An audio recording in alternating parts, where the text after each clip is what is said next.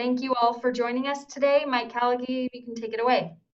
All right, Ellie, thank you so much. And thank you all for hanging in there. Sorry we're a couple minutes late. We had to get through one final question with the other group. So welcome to this beautiful Wednesday, July 8th briefing. We'll start with the numbers as we usually do.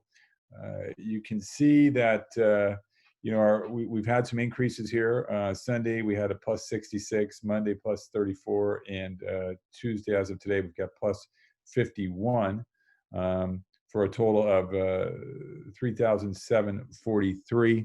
The age group that continues to lead is that 30 to 39-year-old group. And certainly the Hispanic Latino population is testing at a higher rate in the ethnicity group than anyone else by far. You can see the new cases by day. It's been somewhat erratic lately.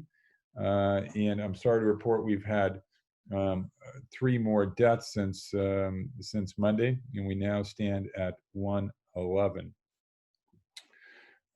Next screen. You can see that we've got 55 hospitalizations, and that was as of this morning, and about 35% of our ICU is in use for 15 patients. That is a little misleading because we do have patients being brought in from San Quentin, and that is contributing to that number. I'll talk about that in a minute. If you can go to the next slide. The positivity rate is well under a lot of the counties that are now experiencing higher rates of transmission. We're at 4.9%. We'd love to see that number go down, but we're under 5%, which is something that certainly we want to maintain. The average days of results are really at 1.94, which is a little bit problematic that that's going up, and because it'll impact our testing abilities here in the future. So let's go to the next slide. You can see San Mateo continues to lead the way here on cities with positive tests. And if you go to the last slide, thanks, Ellie. You can see here that clearly the long-term care facilities still continue to have the most deaths by far, and that's again why we put so much effort into that. We'll talk a little bit about some of the highest hits highest case days for us was 6/29. We had plus 87 new cases, and on 7/3 we had plus 90 new cases. So you're going to see those little spikes, and again, in the last week or so, we've hovered around 50 in our hospitals, and certainly it's something that we're really monitoring. Hospitalizations, that's absolutely critical. But those include individuals who have transferred from San Quentin, and that number continues to change on a daily and really on an hourly basis as some more are brought in and some are released back to San Quentin. The main thing there that we're focused on with the state right now is that they not count against our hospitalization numbers. Certainly these folks are not from our county. They are certainly getting great treatment in this county, though. We just don't want those numbers to count against our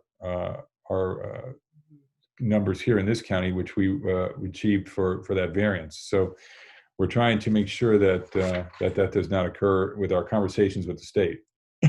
Excuse me.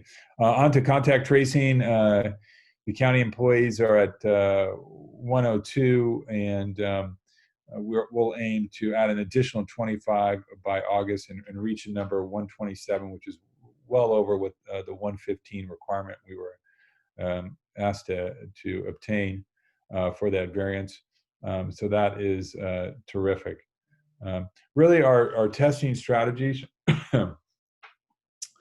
are really, and you've heard this a little bit maybe yesterday from Deputy County Manager Mates, but just to reiterate, they're really threefold and 3 strategies, and it's to ensure robust testing capacity, which includes contact tracing. So we're expanding our ability to test here in this county through our labs, And then on the other side, the specimen collection, we're putting teams together, strike teams, if you may, that could go into areas if we see a hotspot and test. So these are two-person field teams, 8 two-person field teams that would be able to be out there collecting specimens for those who don't have easy access to that type of collection.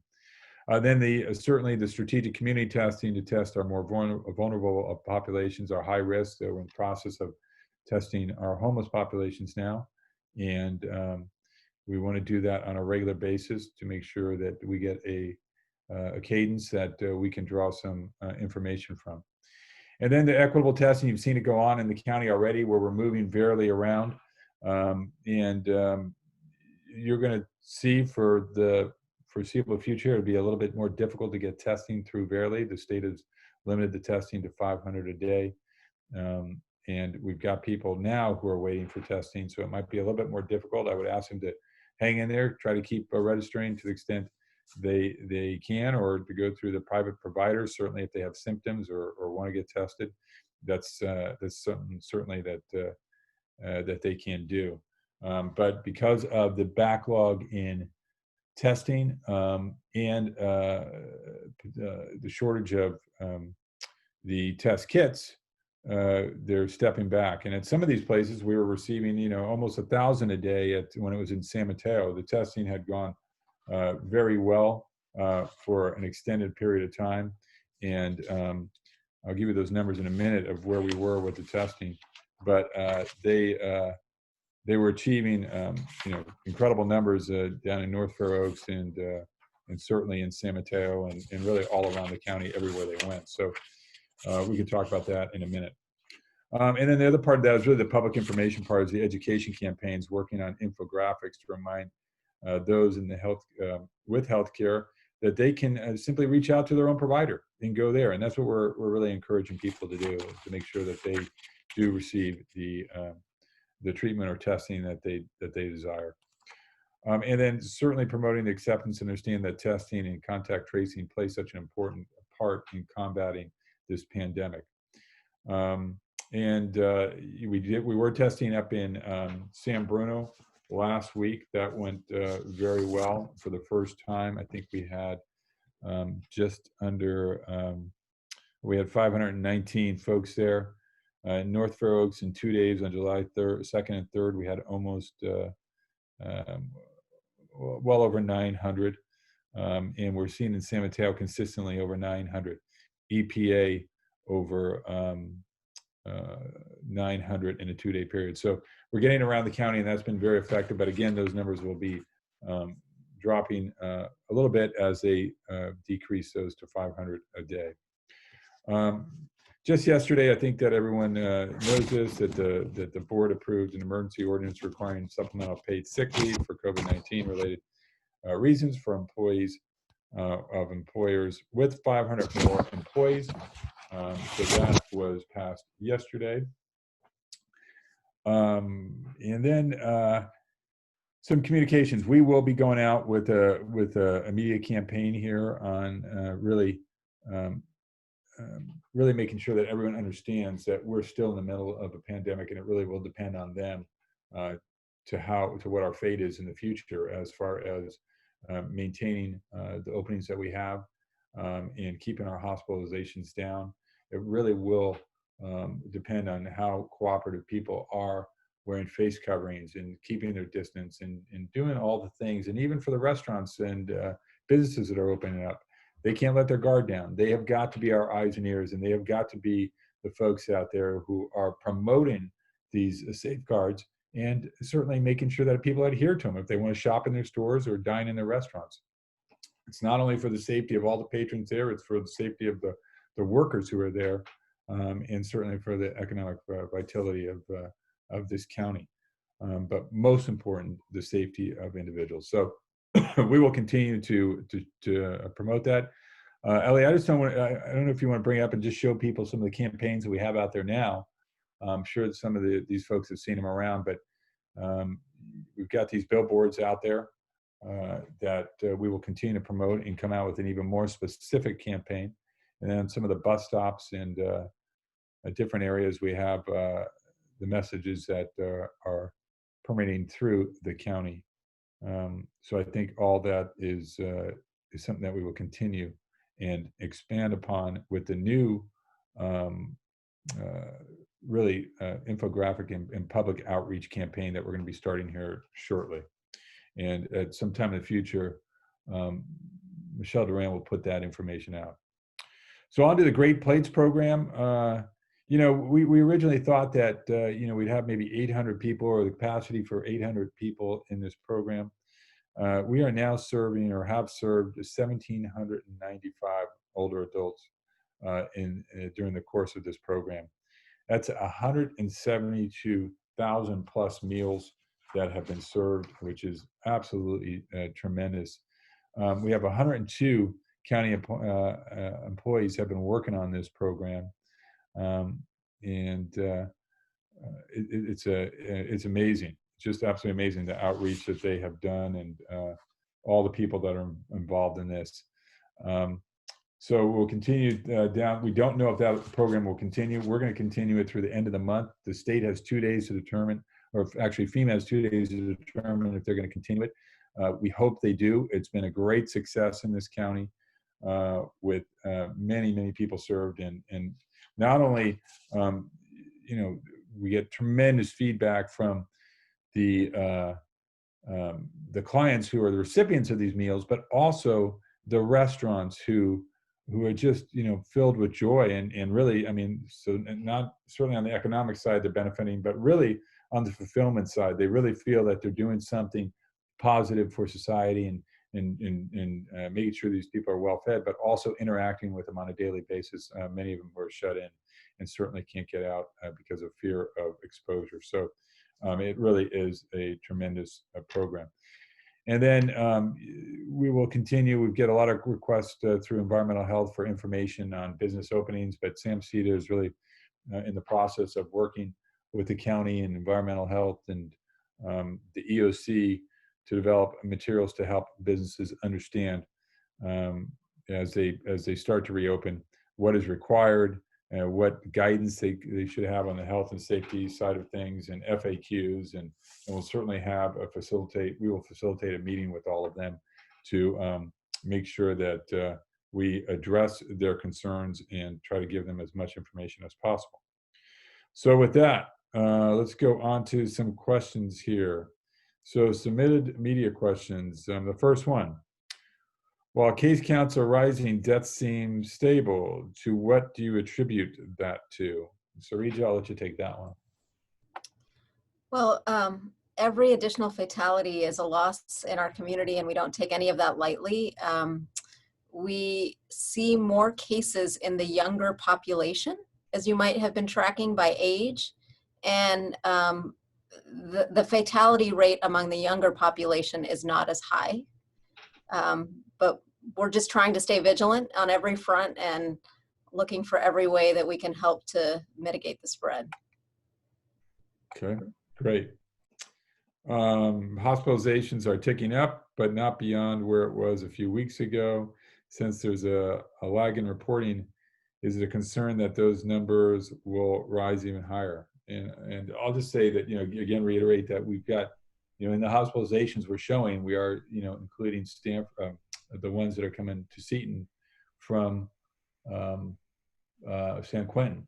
So they are rising, and that isn't part of it. But Sarija, I'll certainly ask you to maybe address this also and see what you're seeing. Yeah, the hospitalization has been quite variable over the many weeks. We're in week 19, and we have had robust hospital capacity.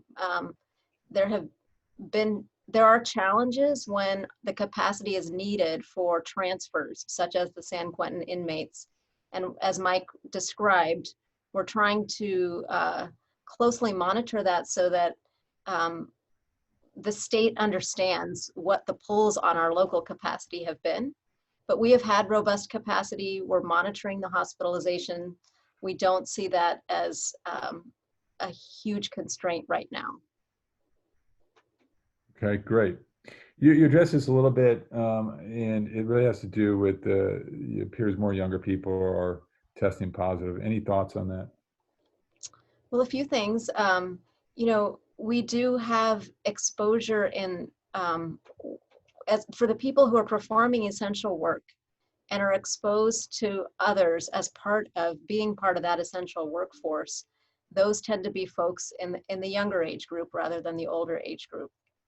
We also have seen cases go up as gatherings have occurred. We need to stay vigilant on the social distancing and protecting with facial coverings in any kind of gathering. We also continue to see for folks who are in more crowded situations, it can be harder to isolate and stay protected. Yeah, and I think that, young folks, also have to understand, and it's really part of our campaign, that even though they may not be at a tremendous risk of dying from this, their parents, their grandparents, their aunt, the uncles, the folks that they come in contact with are at risk. And they've got to take on this responsibility just like everyone else in society is taking this on. And to the extent that we can get that message out there, and we will continue to do that, is extremely, extremely important. Okay, the next question I have is something I touched on earlier. The Latino, Hispanic population seems to have significant higher counts. Is there anything that we can do on that? And we really are. And the board has taken action on this on Tuesday and encouraged, again, people to wear the face coverings and amplify that message as much as possible. The board asked my office to come up with some kind of strategic plan to address this. And we will be doing that to get out to those areas which are primarily Hispanic or Latino in this county, and really emphasize that message and hand out face coverings to the extent that we can to make sure people have those. And certainly our messages on billboards too. And we're going to continue that. We're going to start a whole new campaign here fairly shortly that will emphasize that. But there's always, we can always do more when it comes to this, and we're looking to our local cities and communities to see what their needs are, and we're going to ask them to help us really get the message out there and really determine what we can do to address this situation. And it is it is very, very important and something that we will continue to focus on in the future. It's clearly a disproportionate amount of folks from those ethnicities that are being impacted. So it's something that we look forward to really addressing and finding out more about, and in the areas, and if there's a particular area that we need to address, we'll go ahead and address that. So with that, Ellie, why don't we go ahead and open it up to more questions? Sure. Henrietta Burrows has her hand raised. You've been unmuted. Yes, thanks so much. Thank you, Henrietta. Yes, thank you. You mentioned the testing of the homeless population, and I'm wondering, how is this being done? Are the homeless being tested in shelters or randomly on the street? And if a homeless person proves to have the virus, what happens then? Sridhar, do you know how they're being tested? Yeah, so the baseline testing is occurring in our major shelter locations. The places that we have are supporting homeless to be safe. We also have conducted testing if we know of a positive and it's in a setting in which there may be others who some increased testing would be warranted. For every person who tests positive, we try to support what is necessary for them to stay safely isolated. We do have, through the Emergency Operations Center, housing resources for people who aren't able to safely isolate at home. So the situations vary as to what supports are needed to facilitate that safe isolation, and really appreciate the partnership of our major shelter providers, the ways they've prepared their shelter operations to enable safe isolation when necessary, and continue to learn from each case. Do you have any data as to the number of homeless, what percentage of the population that has been tested that has been shown to have the virus? I don't have that, Henrietta. We're doing baseline testing to try to establish an increased understanding across our shelter locations, and that started last week. And it'll probably take us a couple weeks to kind of cycle through the collection, the test results, all of that. And I have been asked in the past, do we specifically tabulate positivity among the homeless? And that's not a statistic that we regularly collect. We look at lots of aspects of positivity, and we really are focused on the data that helps us mitigate the spread, and that hasn't been something that's easy to regularly track. Thank you. Any other questions, Ellie? Yeah, we have one in the chat. San Mateo County is advanced in reopening, and the hospitalization rate remains relatively stable compared to other counties. How does the county achieve this? Well, I mean, I'll let Sarita answer, but my thoughts are that, you know, I'm out and about a lot in this county, throughout this county, and I do see people wearing face coverings and taking this serious. The distancing, every walk, every jog I take, you see people wearing masks and socially distancing themselves from others. People are cognizant of that fact in markets and in restaurants, and we have got to continue to promote that. I think that you know, the folks of this county have been cooperating, have been doing the right thing, and we've got to stay vigilant with that. I think that that will have a profound impact on our future. But it really is, like Dr. Mo said, it's up to the folks in this county which way we go on this. Great. I don't see any other questions. Just as a reminder, you can press the participant icon at the bottom of your screen, and there's a button to raise hand, or you can enter questions through the chat box. Okay, seeing Don't see none. I just want to thank everyone for being here, and thank you for all you're doing and helping us promote safety out there. Go out and enjoy this beautiful Wednesday afternoon, and we will see you back next Wednesday. Take care.